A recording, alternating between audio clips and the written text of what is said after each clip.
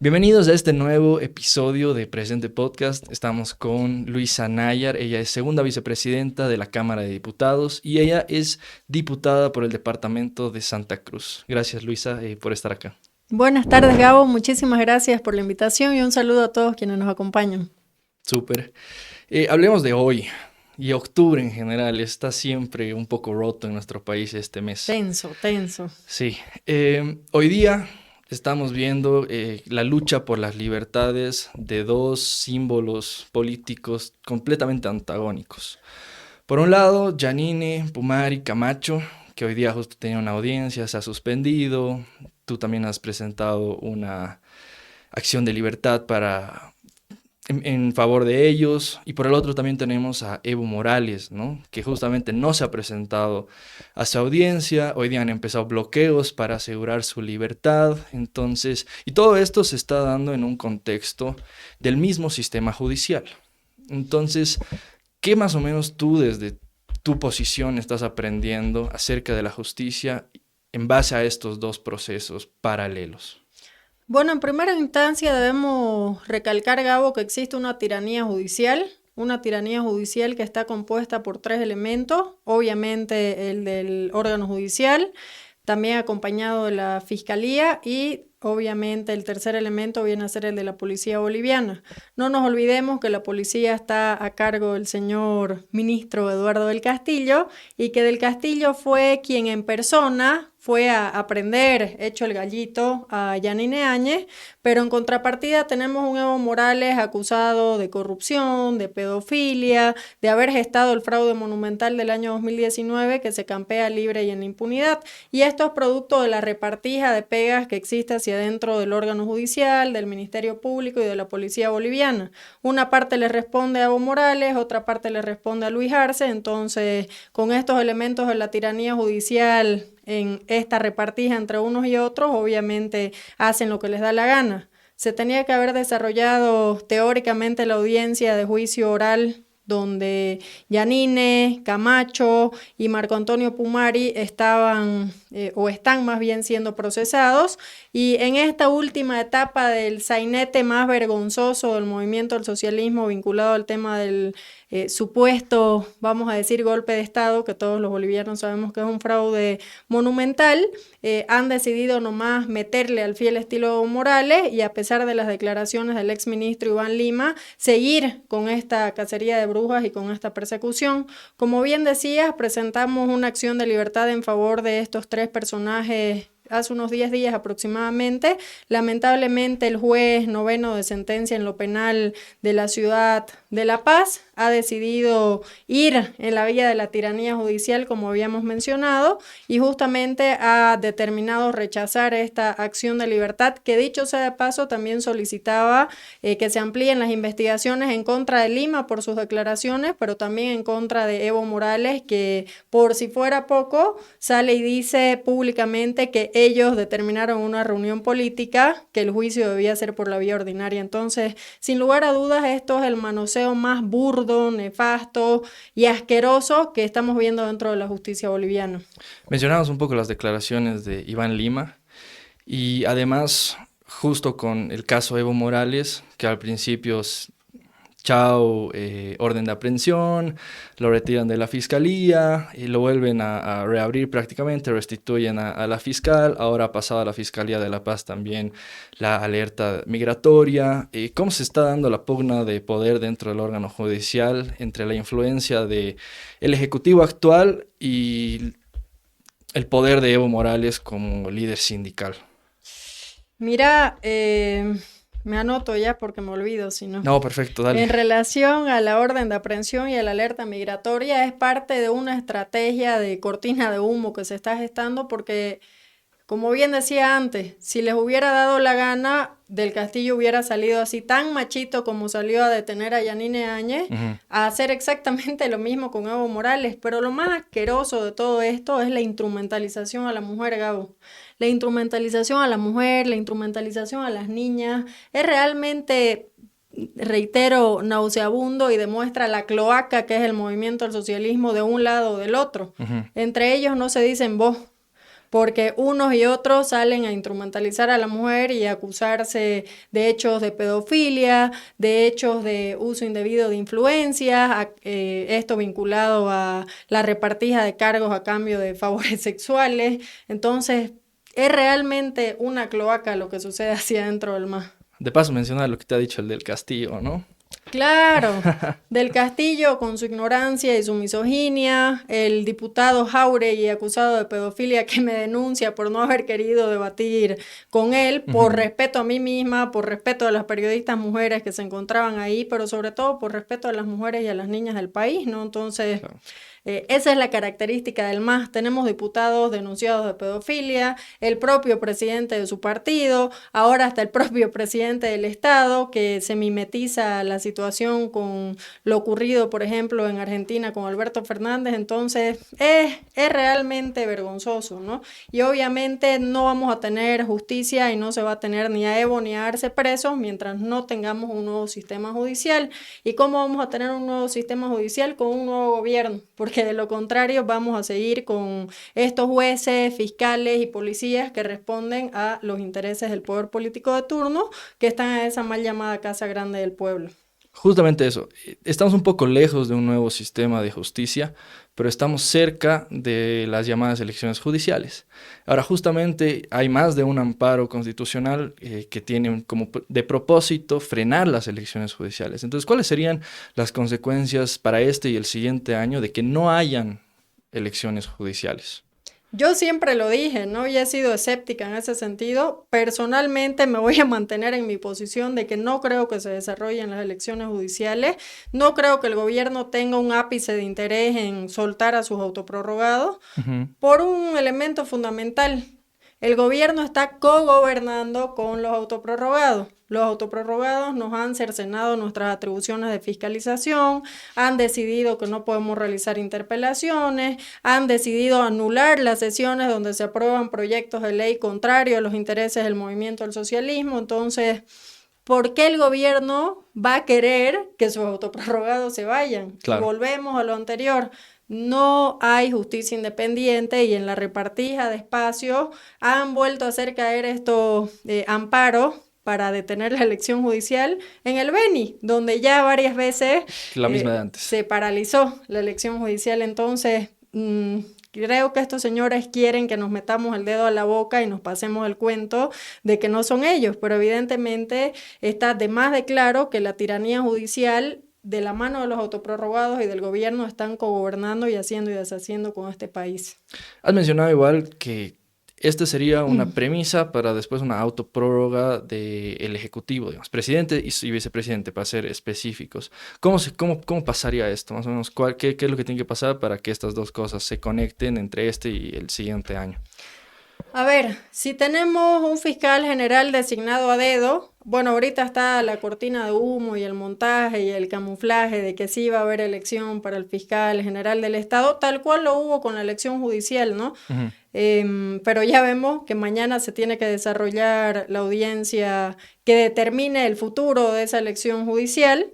Además de estos amparos que han habido, está la renuncia de varios postulantes.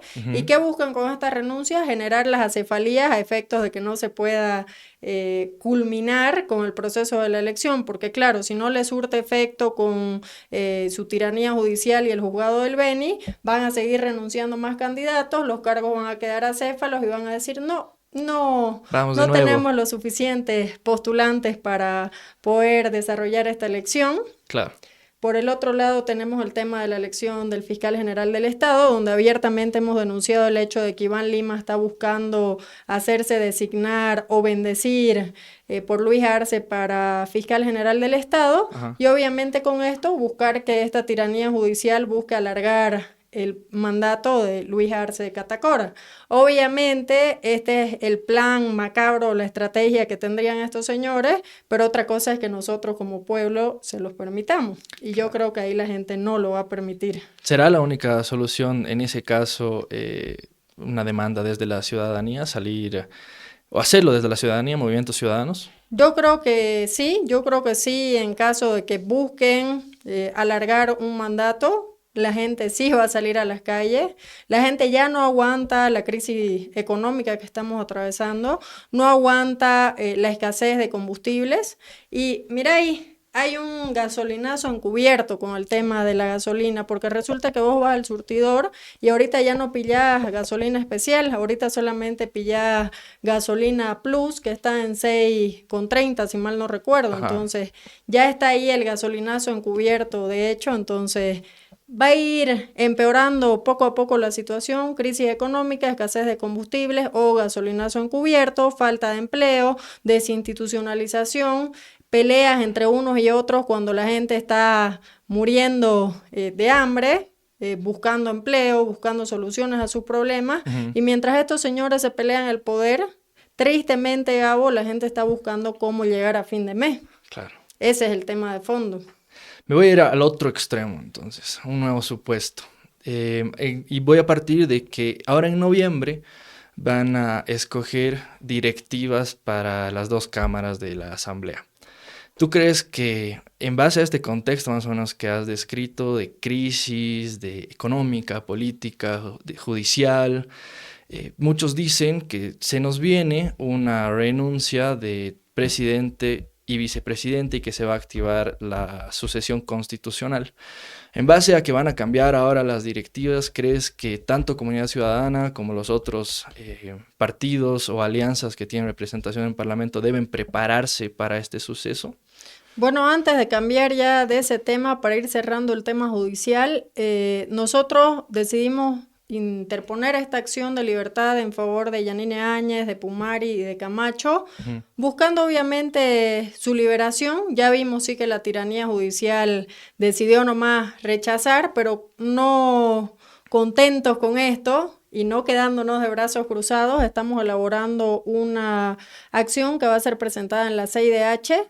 Y como bien sabemos, si no hay justicia acá, pues tendremos que buscar activar los mecanismos a nivel internacional, pero la acción presentada en favor de estos señores en el plano local era porque hay que agotar las instancias en el plano local a efectos de poder acudir a la vía internacional. Así que creo que no debemos cansarnos, no debemos rendirnos y debemos buscar dar la batalla en todos los espacios posibles, en el Parlamento, en esta pésima administración de justicia, en las calles, en la vía internacional. Entonces, creo que ahí no debemos cansarnos, no debemos rendirnos.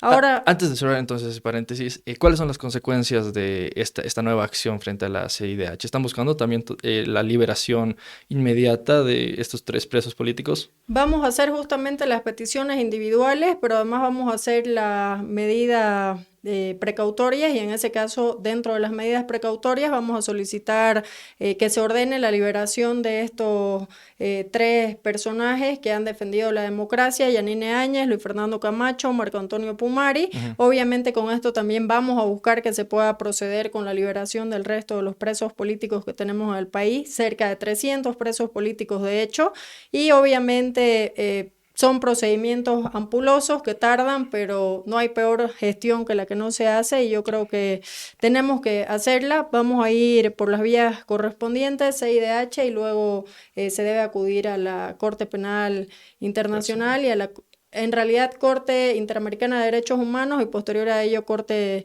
Penal Internacional. Perfecto, ahora sí cerramos ese paréntesis entonces. Contame, ¿se van a preparar para una sucesión constitucional? Bueno, en primera instancia, pienso firmemente que con la ruptura abierta, institucional y con la champa guerra entre evistas y arcistas, hay una muy buena posibilidad de que los bloques políticos de la oposición puedan, en este caso, asumir obviamente las directivas de la Cámara y obviamente pues ahí tendrán que ser personas probas e idóneas las que asuman estas presidencias a efectos de que se puedan tratar proyectos de ley que sean de importancia para la ciudadanía. Ahora bien, si hablamos de una sucesión, lógicamente pues estas personas probas e idóneas deben estar preparadas para asumir. Y en ese sentido justamente considero sumamente importante que se lleve adelante, vamos a decir, un plan, una agenda, etcétera, de proyectos que sean de solución estructural a los problemas estructurales que tenemos actualmente en el país. Claro. El tema de la economía, pasando mucho más allá de los créditos, porque el gobierno cree que la solución estructural al tema económico es ir a llorar y decir que porque los parlamentarios no les aprobamos sus créditos, la economía está inestable, está rota, etcétera, etcétera, cuando en realidad los responsables son ellos. A ver, ¿cómo es la cronología de los hechos? Primero le echaban la culpa a Yanine. Después le echaban la culpa al COVID, después le echaban la culpa a la guerra Rusia y Ucrania, literal, en la asamblea le echaban la culpa a la guerra de Rusia y Ucrania, y ahora ¿a quién le echan la culpa? A la asamblea legislativa, pero el problema de fondo es el modelo económico del populismo autoritario del MAS, y escuchamos a muchos economistas decir, sí, hay que cambiar de modelo, evidentemente hay que cambiar de modelo, pero para cambiar de modelo hay que cambiar de gobierno, entonces esa es una tarea fundamental que se debe tener en ese sentido y obviamente en caso de que ocurra una sucesión que yo sinceramente creo que no va a suceder porque ya se han mantenido, han generado hasta un falso golpe, ¿no? Entonces es muy incierto lo que vaya a ocurrir, sin embargo hay muchos escenarios posibles, puede ser que se caldeen más los ánimos de la gente por la crisis económica y sí logre producirse obviamente una renuncia de las autoridades, no sé si eso vaya a suceder, o por el otro lado que la gente se mantenga, vamos a decir, en calma o que el MAS busque generar parches como ha venido tratando de hacer, lo hizo por ejemplo con el parche de eliminar los aranceles para la importación de medicamentos, ahora lo está haciendo con el tema de los insumos de limpieza porque obviamente son insumos que han venido subiendo y afectando a la canasta familiar. Y obviamente pues ahí van a buscar seguir metiéndole medidas parches para buscar mantenerse, ¿no? Claro. Y en ese contexto, o tal vez en el caso de que no se llegue a una sucesión constitucional por este par de renuncias, ¿tú vas a postular a un nuevo cargo dentro de la directiva de la Cámara de Diputados? Todavía no sé. Vamos a ver qué sucede, pero vamos a tomar una decisión dentro de la bancada y obviamente ahí veremos. ¿Te gustaría, pero, continuar con este puesto dentro de la Cámara? Bueno, me gustaría seguir obviamente desarrollando actividades en bien y en pro de la ciudadanía. Justamente dentro de la segunda vicepresidencia hemos generado un espacio de contacto directo con la ciudadanía que se llama La Vice en la Calle. Estamos recorriendo el país, obviamente hemos estado en Santa Cruz, hemos estado en Tarija, hemos estado en Camargo, hemos estado en La Paz, hemos estado en Cochabamba. Entonces, la idea de generar este tipo de nuevos espacios es poder contactar directamente con la ciudadanía y no en la forma en la que se lo hace en la política tradicional de invitar simplemente a los militantes o a unos y a otros, sino de tener el verdadero contacto directo con el ciudadano de a pie. Súper. Yo quería tocar un poquito más adelante lo de La Vice en la Calle, pero ya que lo mencionas, vamos de una. Nos ha llegado una pregunta justo al grupo de WhatsApp tocando este tema. La persona que pregunta ya asume más o menos que este tema de La Vice en la Calle es una campaña por la vicepresidencia del país. Entonces, en ese sentido hay dos preguntas. Uno, a ver si te animas a confirmar o a desmentir aquella suposición. Y la segunda sería, y señalaba la Constitución Política del Estado, que el vicepresidente ahora es parte del Ejecutivo y al mismo tiempo tiene potestad como presidente nato de la Asamblea Legislativa. Entonces existe una clara ruptura entre la separación de poderes. En caso, y ahora sí igual me vuelvo a ir a los hipotéticos, de que tú fueras vicepresidenta del Estado Plurinacional de Bolivia, ¿volvería a ser únicamente el presidente nato de la Asamblea Legislativa? ¿Crees que sí debería volver a existir esa separación de poderes? Entonces vamos por partes. Ya. Bueno, en primer lugar, puede malinterpretarse, pues no, pero yo ocupo un cargo dentro de la Cámara, soy vicepresidente, no puedo desdoblarme, motivo por el cual pueden asumirse muchas ideas o pensamientos o criterios, pero yo estoy dentro de una gestión legislativa, estoy cumpliendo obviamente mi trabajo y lo voy a seguir haciendo, pues, ¿no? Y dentro de ese trabajo, obviamente, ya si me preguntás, creo que debemos enfocarnos en la gestión, en la legislación, en la fiscalización, y una elección pues pasa obviamente a un segundo plano, ¿no? Ahorita yo estoy preocupada por los problemas de la gente, crisis económica, falta de dólares, falta de combustible, los problemas cotidianos, como por ejemplo que el ciudadano no puede encontrar insulina por la problemática que hay actualmente con la importación de medicamentos, y obviamente creo que ahora más que nunca debemos enfocarnos en buscar solucionar y escuchar activamente a la ciudadanía, y no tenemos cabeza en este momento para pensar en elecciones. En elecciones o una campaña. Y ahora en relación al Ejecutivo y al Legislativo, nosotros siempre hemos sido parte del respeto a la democracia y a la institucionalidad, pero ya si te respondo qué haría, es como que yo esté asumiendo que sí voy a ser candidata, entonces... Entonces, su momento, si es que eso sucedería, te respondería, pero ahora estoy enfocada en otros temas. Ok, entre líneas, pero pro separación de poderes, que siempre. haya esa... Ok, ya, buenísimo. Que más o menos creo que... De frente, en realidad, exacto. Siempre he dicho separación de poderes. Creo que más o menos a eso va el tema de la pregunta, y es importante igual que lo digan todos de frente, ¿no? Creo que es prioridad además el tema de la democracia ahora. Pasando, y todavía dentro de la Asamblea Legislativa tengo una pregunta más. ¿Qué opinas del liderazgo de Andrónico Rodríguez? Bueno, Andrónico es un mini Evo, ¿no? Andrónico es un mini Evo, vicepresidente de las 6 federaciones del Trópico de Cochabamba. No nos empecemos cómo comenzó a surgir Evo Morales. Evo Morales comenzó siendo primero dirigente futbolero de... los Cocaleros, luego fue escalando, fue presidente de las federaciones del Trópico de Cochabamba, y ahora creo que sin lugar a dudas Andrónico está buscando mimetizarlo. Puede querer aparecer, a salir y decir que él es el indígena intelectual, etcétera, etcétera, el de la renovación, pero finalmente salen de las mismas filas. Claro. Sean evistas, sean arcistas, sean androniquistas, lo que fuere, el movimiento al socialismo es exactamente lo mismo. Su modelo es el que nos ha conducido al fracaso económico, su modelo es el que ha desinstitucionalizado absolutamente todo, y el MAS es el problema y no la solución a los problemas que tenemos en el país. Entonces, claro, para mí todos ellos son exactamente lo mismo. ¿Crees que vaya a ir también por una nueva presidencia del Senado? Seguro va a querer buscarlo, ¿no? Seguro va a querer buscarlo, pero no está en las mínimas condiciones para que eso suceda, ¿no? Como dije, la ruptura institucional del MAS le está abriendo las puertas y las posibilidades a las bancadas de oposición de poder tomar las presidencias de ambas cámaras. El anterior año habían... la gente decía, y más o menos salió también en medios, que la presidencia del Senado se la dio una negociación con la propia oposición.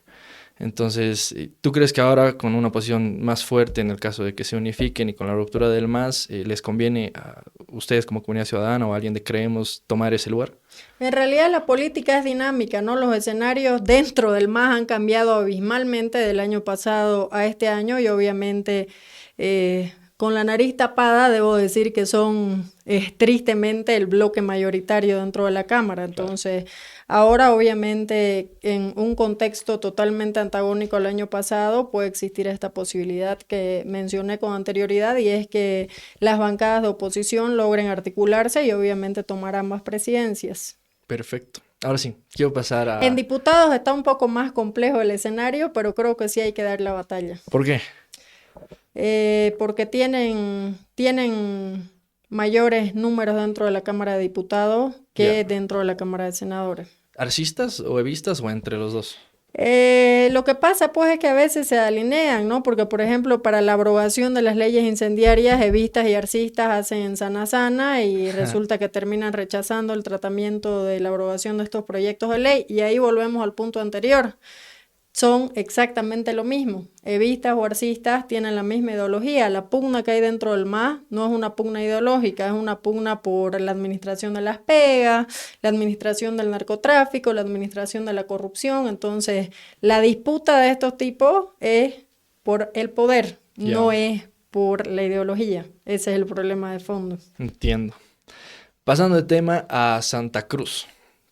Quiero empezar por mencionar que es prácticamente un hecho que gobiernos de turno, no solamente este, sino anteriores, han negociado abiertamente casi con empresas o empresarios importantes, grandes de Santa Cruz, que manejan también una lógica de poder en ese departamento y en general en el oriente.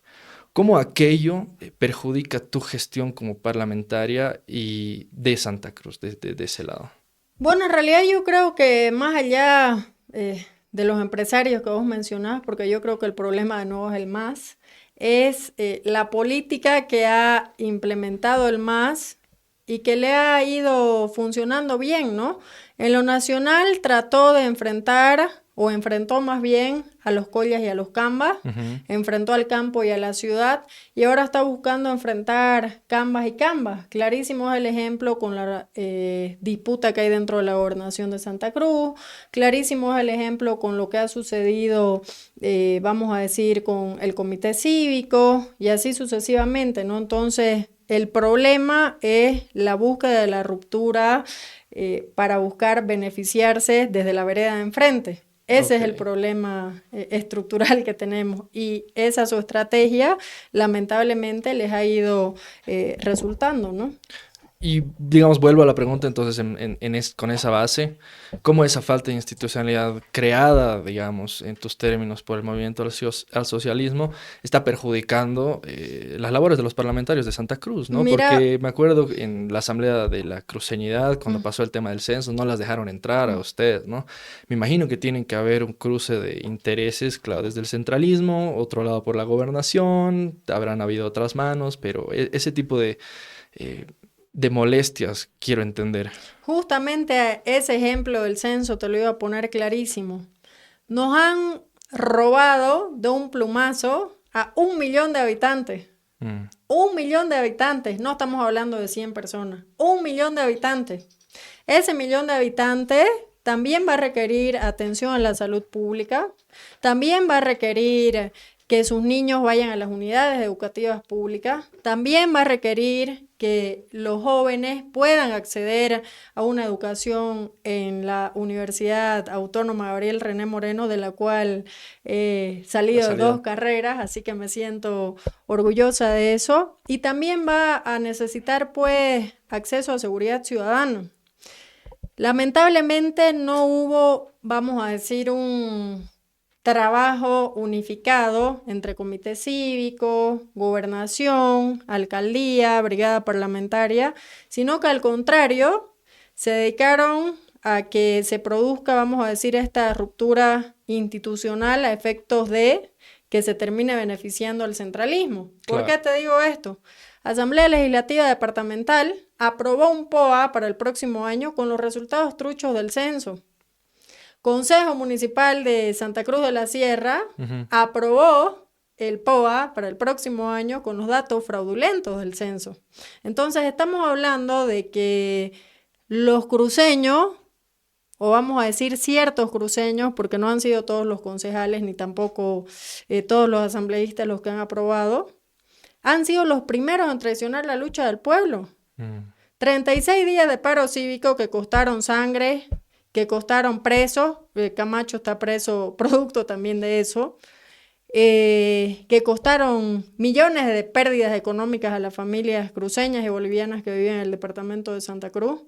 Entonces, es realmente deplorable que estemos en esta situación. ¿Cómo es posible que los cruceños sean los primeros en traicionar la lucha de la población cruceña? Entonces, yo soy vehemente y enfática en eso, y clarito les decimos que ya la gente se los va a cobrar en su momento y les va a pasar factura en su momento, porque no es nomás meterle a favor del centralismo que la gente termine perjudicada y después, bien, gracias, ¿no? Claro. No es así. Entiendo. Ese es el problema principal, y de verdad que me molesta muchísimo. Y bueno que lo digas, quiero seguir ahondando un poquito más en Santa Cruz y me interesa porque yo no conozco.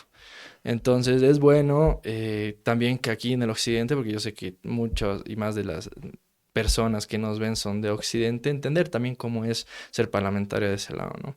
Entonces, mi siguiente pregunta va hacia el tema de las logias. No sé si te han perjudicado, si entiendes. Igual hay un prejuicio de que Santa Cruz es una sociedad machista y que por ende las logias de puros empresariados, hombres en su mayoría, manejan el tema del desarrollo de Santa Cruz por abajo. Entonces, ese tipo de prejuicios, también tal vez refutarlos, confirmarlos, te dejo. Los grupos de poder a los cuales hacer referencia han sido parte fundamental, por ejemplo, para la estructuración de las instituciones de Santa Cruz, ¿no? Ante el abandono y el embate de años del centralismo para con Santa Cruz, ¿no? Entonces, creo que más bien esa respuesta te la voy a dar así, pero creo que para ahondar en ese sentido se les debería trasladar la pregunta a los ciudadanos de a pie o en su defecto a quienes son parte de esos grupos. Entiendo. Entonces, última pregunta en torno a Santa Cruz y después te voy a pedir un mensaje para los chans. Meta.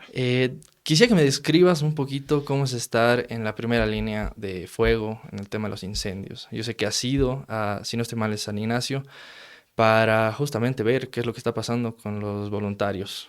Entonces, ¿cómo es estar ahí? Mira, realmente sumamente triste. Fuimos un par de veces. Cuando estuvimos frente al fuego fue en Roboré. Cuando el fuego estaba a punto de consumir las comunidades de San Lorenzo Nuevo y San Lorenzo Viejo, vimos cómo sufren las comunidades indígenas del oriente boliviano, cómo sufren nuestros niños, cómo sufren los bomberos, porque el olor es espantoso, debo decirte.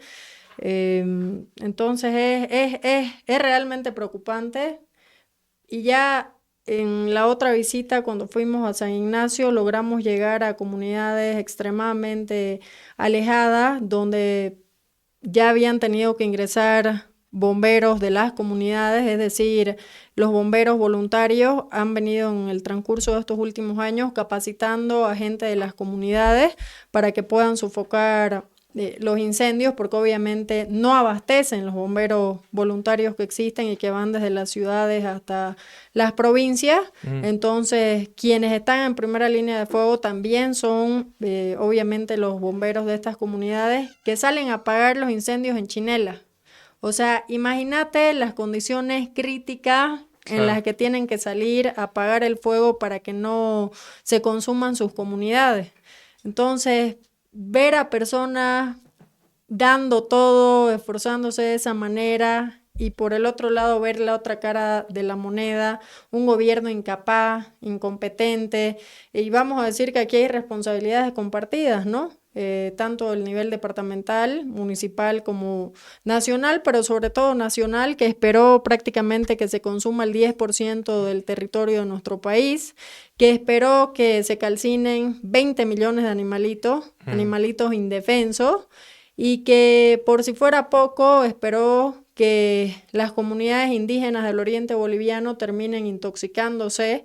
Hemos visto una noticia sumamente triste donde se dio a conocer que en la comunidad Monteverde había fallecido una niñita producto de la intoxicación por humo. Entonces, son realmente condiciones sumamente preocupantes, deplorables, pero que pueden evitarse. Pueden evitarse teniendo soluciones estructurales, abrogando las leyes incendiarias, tomando políticas de medidas de prevención. Nosotros hace más de un año presentamos con parlamentarios de oposición el proyecto de ley Pachamama No Más Fuego, que tomaba 3 elementos fundamentales. El primero, el de la prevención, el segundo, el de la gestión del fuego, y el tercero, el de las sanciones. Porque ahorita, después de que se ha quemado el 10% del país, no hay ni un preso.